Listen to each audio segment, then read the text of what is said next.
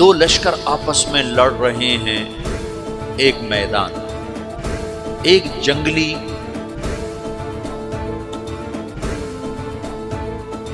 بدوؤں کا قافلہ، جنگل کے لوگ اپنے قبیلے کو لے کر، ایک جنگلی قبیلہ اپنے سردار کے ساتھ نقل مکانی کر رہا ہے ایک جگہ سے دوسری جگہ۔ اللہ کا نظام کہ یہ لوگ چلتے چلتے چلتے اس وادی میں پہنچ گئے جہاں جنگ ہو رہی ہے، دو لشکر آپس میں لڑ رہے ہیں۔ جب یہ وہاں پہنچتے ہیں تو ایک لشکر کے قدم اکھڑ رہے ہیں اور دوسرا غالب آ رہا ہے۔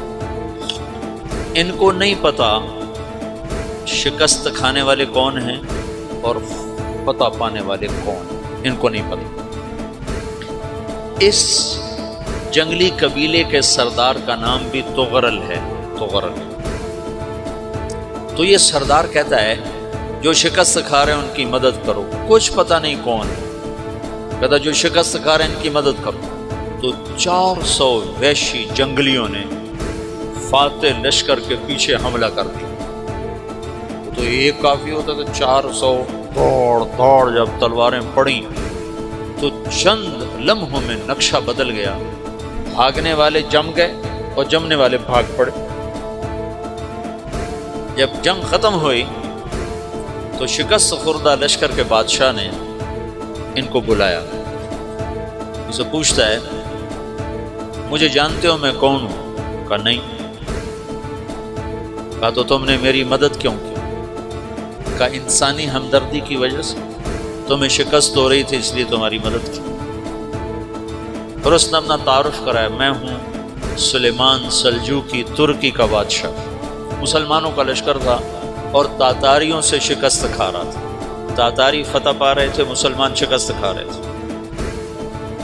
تو وہ اللہ کی غیبی مدد بن کر آئے۔ تو وہ اس سے کہتا ہے میرے ساتھ رہنا پسند کرو، تم نے میرے اوپر احسان کیا ہے، میں اس کا بدلہ دینا چاہتا ہوں، میرے ساتھ رہنا پسند کرو؟ کہنے کا کر لوں گا۔ تو اس نے اس کو لے کر ترکی آیا، اور استنبول اس وقت روم کی حکومت میں تھا، اسے فتح کیا اس تغرل کے آگے چوتھے پانچویں پڑپوتے محمد فاتح نے۔ تو یہ استنبول ہے، یہ ترکی ہے، بیچ میں ایک چھوٹا سمندر ہے، یہاں ایک جاگیر ہے۔ تو سلطان سلیمان کہتا ہے یہ جاگیر تجھے وقف ہے، ادھر سے رومی مجھے تنگ کرتے ہیں حملے کر کر کے، تو میرا دفاع کرتے رہنا، یہ جاگیر تیری۔ تو اس جاگیر پہ اس نے اپنے قافلے کو آباد کر دیا، اپنے قبیلے کو، اور ایک چھوٹی سی حکومت بنا لی، جو ایک صوبہ سمجھو سلمان سلجوقی کا، وہ ایک چھوٹا سا صوبہ ہے۔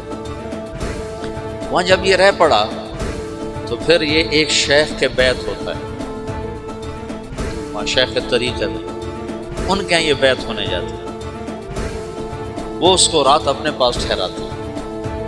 تو ایک کمرے میں ان کو ان کا خادم ٹھہراتا ہے۔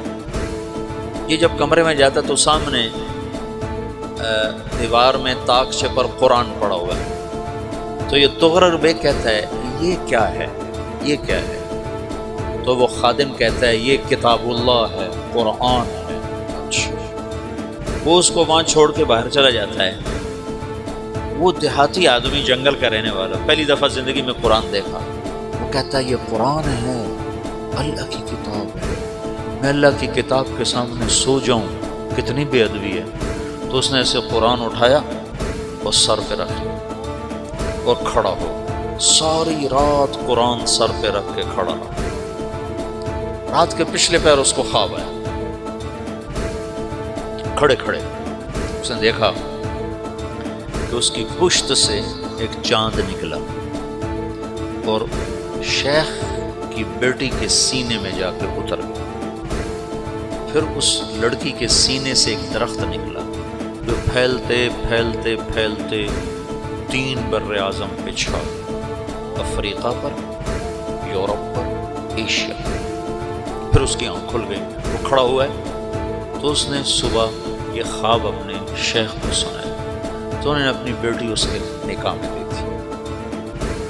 اس بیٹی سے ایک بچہ پیدا ہوا، تغرل بیگ نے اس کا نام رکھا عثمان، عثمانی ترک نام سنو، جو میں نے کل بتایا تھا کہ 1924 میں وہ خلافت ختم ہوئی۔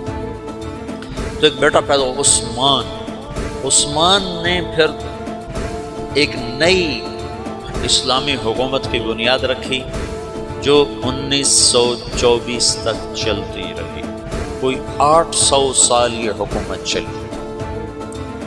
تو حکومت کا شیرازہ بکھرا لیکن پھر جڑ جاتا تھا، پر وہ قرن اول والا جوڑ کبھی نہ پیدا ہوا، ٹکڑے بن گئے۔ ان ٹکڑوں میں اللہ لوگ پیدا کرتا رہا جو دعوت دیتے